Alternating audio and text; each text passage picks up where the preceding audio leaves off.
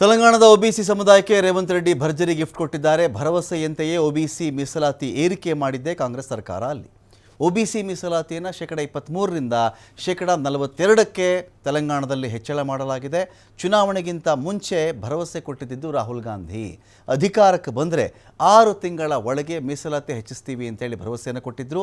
ಅದರಂತೆ ಇದೀಗ ಒಬಿಸಿ ಮೀಸಲಾತಿಯನ್ನು ಹೆಚ್ಚಳ ಮಾಡಲಾಗಿದೆ. ತೆಲಂಗಾಣ ಸರ್ಕಾರದಲ್ಲಿ ಇದು ಜಾರಿ ಬರುತ್ತೆ. ಈ ಬಗ್ಗೆ ಎಕ್ಸ್ ಖಾತೆಯಲ್ಲಿ ಪೋಸ್ಟ್ ಮಾಡಿದ್ದಾರೆ ಸಿಎಂ ರೇವಂತ್ ರೆಡ್ಡಿ. ಇತ್ತೀಚೆಗೆ ಜಾತಿ ಜನಗಣತಿ ವರದಿಯನ್ನು ಬಿಡುಗಡೆ ಮಾಡಿದ್ದು ತೆಲಂಗಾಣ ಸರ್ಕಾರ. ವರದಿಯಂತೆ ತೆಲಂಗಾಣದಲ್ಲಿ ಒಬಿಸಿ ಸಮುದಾಯದವರೇ ಅಧಿಕ ಇದ್ದಾರೆ. ಹಾಗಾಗಿ ಅವರಿಗೆ ಇದೀಗ ಮೀಸಲಾತಿಯಲ್ಲೂ ಕೂಡ ಹೆಚ್ಚಿನ ಪಾಲನ್ನು ಕೊಡಲಾಗಿದೆ.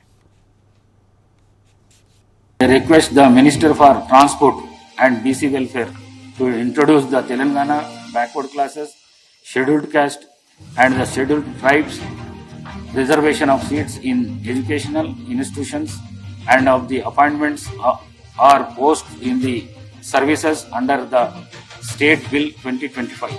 Minister. అధ్యక్ష 2025 తెలంగాణ